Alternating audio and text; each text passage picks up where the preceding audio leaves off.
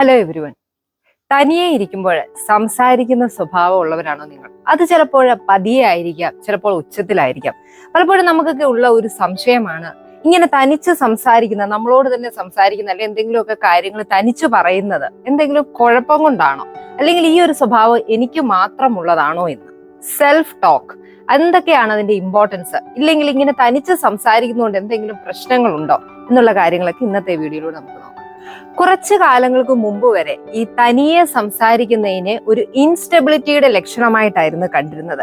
എന്തെങ്കിലുമൊക്കെ ഒരു പ്രോബ്ലം ഉള്ളതുപോലെ ഉള്ള ആളുകളാണ് ചെയ്യുന്നതെന്നാണ്. പക്ഷേ അടുത്ത കാലത്ത് നടത്തിയ റിസർച്ച് പറയുന്നത് ഈ സെൽഫ് ടോക്ക് കൊണ്ട് ഒരു ദൂഷ്യവും ഇല്ല എന്നുള്ളതാണ്. അത് നോർമലാണ്, അതിലുപരി ഒരുപാട് ബെനിഫിറ്റ്സും ഇതിനുണ്ട് എന്നുള്ളതാണ്.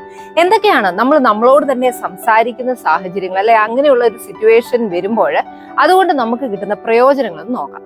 Improve focus.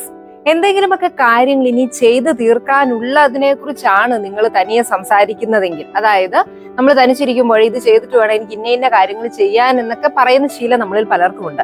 അങ്ങനെ നമ്മൾ ചെയ്യാനുള്ള ആ ഒരു ടാസ്കിനെ വെർബലൈസ് ചെയ്യുമ്പോൾ ആ ഒരു ടാസ്കിനെ ഓർഗനൈസ് ചെയ്യുകയാണ്, എങ്ങനെ ചെയ്യണം എന്നുള്ളതിനെ കുറിച്ചുള്ള ഒരു ടു ഡു ലിസ്റ്റ് നമ്മൾ പ്രിപ്പയർ ചെയ്യുകയാണ് ഈ വെർബലൈസ് ചെയ്യുന്നതിലൂടെ ചെയ്യുന്നത്. അത് നമ്മളുടെ ഫോക്കസ് ഇംപ്രൂവ് ചെയ്യാനായിട്ട് സഹായിക്കും.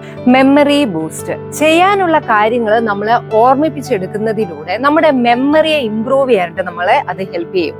കാര്യങ്ങള് നമ്മൾ ചെയ്യാനുള്ളതിനെ ഓർമ്മിപ്പിച്ചെടുക്കുകയാണ് ഈ സെൽഫ് ടോക്കിലൂടെ പലപ്പോഴും ചെയ്യുന്നത്. അതുകൊണ്ട് തന്നെ നമുക്ക് നമ്മളുടെ മെമ്മറി ഇംപ്രൂവ് ചെയ്യാനായിട്ട് ഈ സെൽഫ് ടോക്ക് ഒരുപാട് ഹെൽപ്പ് ചെയ്യും. Enhance emotional health. ചിലപ്പോഴും നമ്മളോട് തന്നെ സംസാരിക്കുന്ന, അല്ലെങ്കിൽ നമ്മളോട് തന്നെ പറയുന്നത് നമ്മളുടെ ഒരുപാട് വിഷമതകളായിരിക്കാം, നമ്മളുടെ ജീവിതത്തിൽ നമ്മൾ അനുഭവിച്ചിട്ടുള്ള ബുദ്ധിമുട്ടുകളായിരിക്കാം, നിരാശകളായിരിക്കാം.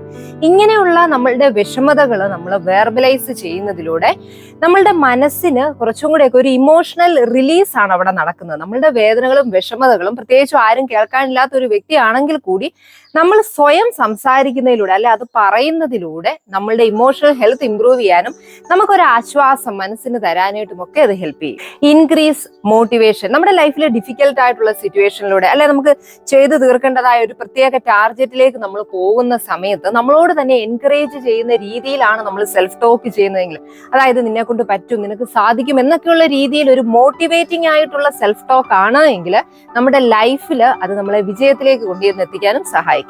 Better thought organisation. പലപ്പോഴും പല തരത്തിലുള്ള ചിന്തകൾ നമ്മളുടെ മനസ്സിലൂടെ കടന്നു വരുന്ന ഒരു സമയത്താണ് നമ്മൾ തനിയെ സംസാരിക്കുന്നത്. ഇങ്ങനെ നമ്മൾ സംസാരിക്കുന്നതിലൂടെ ഒരു മെന്റൽ ക്ലാരിറ്റി നമുക്ക് കിട്ടാനായിട്ട് സഹായിക്കും. പ്രത്യേകിച്ച് എന്തെങ്കിലുമൊക്കെ ഒരു തീരുമാനം എടുക്കണം, അല്ലെങ്കിൽ ഒരു പ്രശ്നത്തെ കുറിച്ചായിരിക്കും നമ്മളുടെ മനസ്സിൽ ചിന്ത വരുമ്പോഴായിരിക്കും നമ്മൾ അത് വെർബലൈസ് ചെയ്ത് തനിയെ സംസാരിക്കുന്നത്. ഇങ്ങനെ സംസാരിക്കുന്നതിലൂടെ ആ ഒരു ചിന്ത, അല്ലെ ആ ഒരു പ്രശ്നത്തെ കുറിച്ച് കൂടുതൽ ഒരു ക്ലാരിറ്റി കിട്ടാനും, അത് പരിഹരിക്കപ്പെടേണ്ട പ്രശ്നമാണെങ്കിൽ ഏറ്റവും നല്ലൊരു സൊല്യൂഷനിലേക്ക് എത്താനും ഒക്കെ ഈ ഒരു സെൽഫ് ടോക്ക് നമ്മളെ ഹെൽപ്പ് ചെയ്യും. ഇനി എങ്ങനെ നിങ്ങളോട് നിങ്ങൾ സംസാരിക്കണം? റിസർച്ചുകൾ പറയുന്നത് നമ്മളോട് സംസാരിക്കുമ്പോൾ ഒരു സെക്കൻഡ് പേഴ്സൺ, അല്ലെങ്കിൽ ഒരു തേർഡ് പേഴ്സന്റെ പൊസിഷനിൽ നിന്നുകൊണ്ട് സംസാരിക്കാൻ ശ്രമിച്ചാൽ അത് കൂടുതൽ എഫക്റ്റീവ് ആയിരിക്കും എന്നുള്ളതാണ്.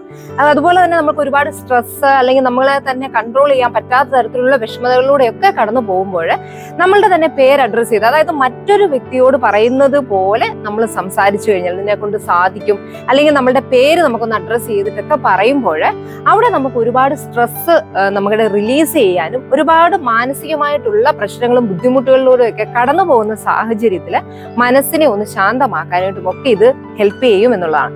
അതോടൊപ്പം തന്നെ നമ്മൾ ശ്രദ്ധിക്കേണ്ട ഒരു കാര്യം, ഈ സെൽഫ് ടോക്ക് എന്ന് പറയുമ്പോൾ എപ്പോഴും നമ്മളെ കുറിച്ച് നെഗറ്റീവായിട്ട് പറയാതെ ചെയ്യാനുള്ള കാര്യങ്ങൾ കൂടുതൽ ഫോക്കസ് ചെയ്യുക, അല്ലെങ്കിൽ നേരത്തെ പറഞ്ഞ പോലെ എൻകറേജ് ചെയ്യുന്ന രീതിയിൽ നമുക്ക് സാധിക്കും, അല്ലെങ്കിൽ ഇന്ന വഴികളിലൂടെ പോയാൽ ആ കാര്യത്തിലേക്ക് എത്താൻ കഴിയും എന്നൊക്കെയുള്ള രീതിയിൽ ഒരു എൻകറേജിങ് ആണ്. അതോടൊപ്പം തന്നെ ഒരു ഓർഗനൈസ്ഡ് ആയിട്ടുള്ള രീതിയിലാണ് നമ്മളുടെ ടോക്ക്, സെൽഫ് ടോക്ക് പോകുന്നതെങ്കിൽ അതുകൊണ്ട് നമുക്ക് ഒരുപാട് ബെനിഫിറ്റ് ഉണ്ട് എന്നുള്ളതാണ്. അതുകൊണ്ട് തന്നെ ഇനിയും നിങ്ങൾ തനിയെ സംസാരിക്കുന്ന സിറ്റുവേഷൻ നിങ്ങളുടെ ലൈഫിൽ വരുമ്പോൾ എനിക്ക് എന്തെങ്കിലും കുഴപ്പമുണ്ടായിട്ടാണോ, അല്ലെങ്കിൽ ഞാൻ മാത്രമാണോ ഇങ്ങനെ സംസാരിക്കുന്നുള്ള ചിന്തയുടെ ഒരാവശ്യവുമില്ല. പകരം നമ്മളെ കൂടുതൽ ഇംപ്രൂവ് ചെയ്യാനും, നമ്മളുടെ തോട്ട്സ് ഒക്കെ ഒന്ന് പ്രോസസ് ചെയ്തെടുക്കാനും, പ്രശ്നങ്ങളിലൊക്കെ ഉണ്ടെങ്കിൽ പരിഹരിക്കാനും, ഇമോഷൻസ് ഒക്കെ ഉണ്ടെങ്കിൽ ഒന്ന് റിലീസ് ചെയ്യാനും ഒക്കെയുള്ള ഒരു മാധ്യമമായിട്ട് നമുക്ക് ഈ സെൽഫ് ടോക്കിനെ കാണാം. Be happy, B confident.